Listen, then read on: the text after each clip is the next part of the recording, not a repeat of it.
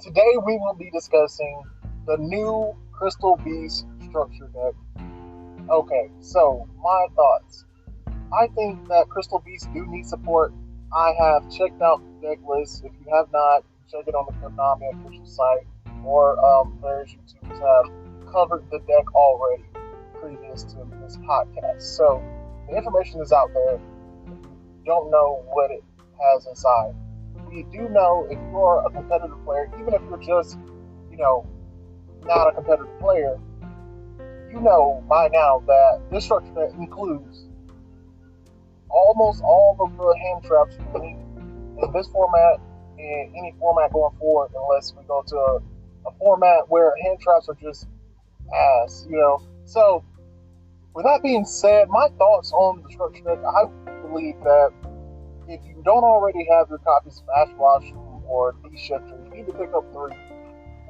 Me personally, I like to see Crystal Beast get support.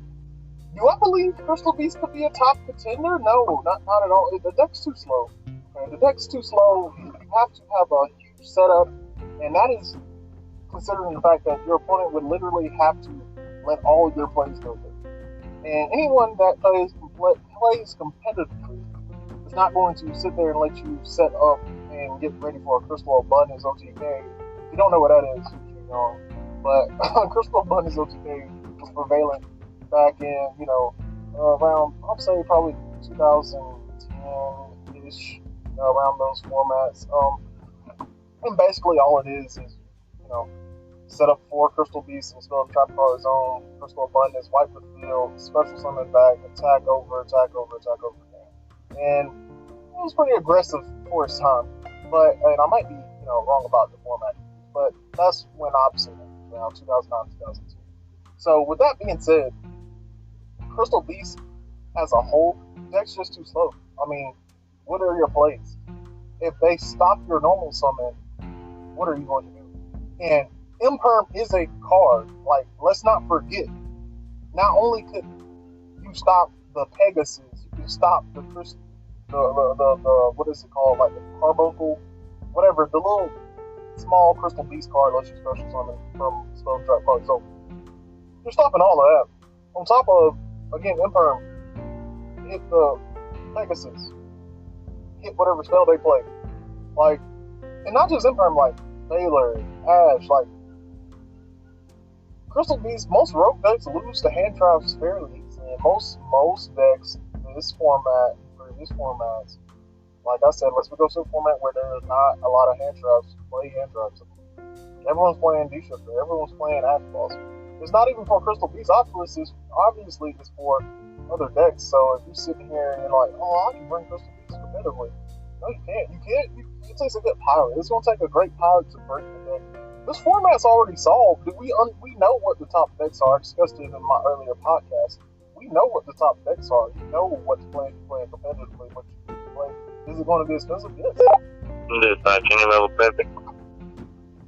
But if you don't care about that, then that it doesn't matter. Like, you can play whatever you wanted to, for fun, and ultimately, that's what the game is all about. It's about having fun.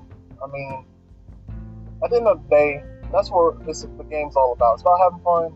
But on that note, if you want to play competitively and you don't have Ash Blossoms, D-Shifters, Ghost Bells, stuff that you should have by now, then buy 3 copies of the deck.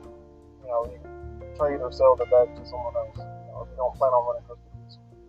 I don't think sealed is even going to be. It might be good, depending on how much sealed you have of it. But because Ash is going to always be one of those cards, unless it gets hit, which why would they hit Ash Blossom? Hit Ash Blossom, bring back Max. I don't know. The Konami does whatever it wants to. But with that being said, I don't think outside of necessity, there's a reason to technically consider buying this or playing this deck, unless you're just a Crystal Beast fanatic, you need the hand traps, or all of the above.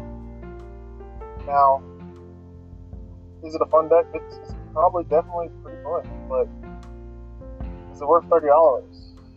Or plus, is it worth it? Is it it worth it? I mean, but no, is it worth it? I can't say that it is.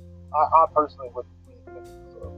I may pick up some singles just because I like the artwork of some of the Crystal Beats games, but from a collective standpoint. But other than that, I don't really see myself picking it up. So, that's my thoughts on Crystal Beast's structure deck. Thanks for tuning in. That's all for today. Stay tuned. We drop podcasts Mondays, Wednesdays, Fridays. Stay tuned for more. As always, this is your host, UK, signing out.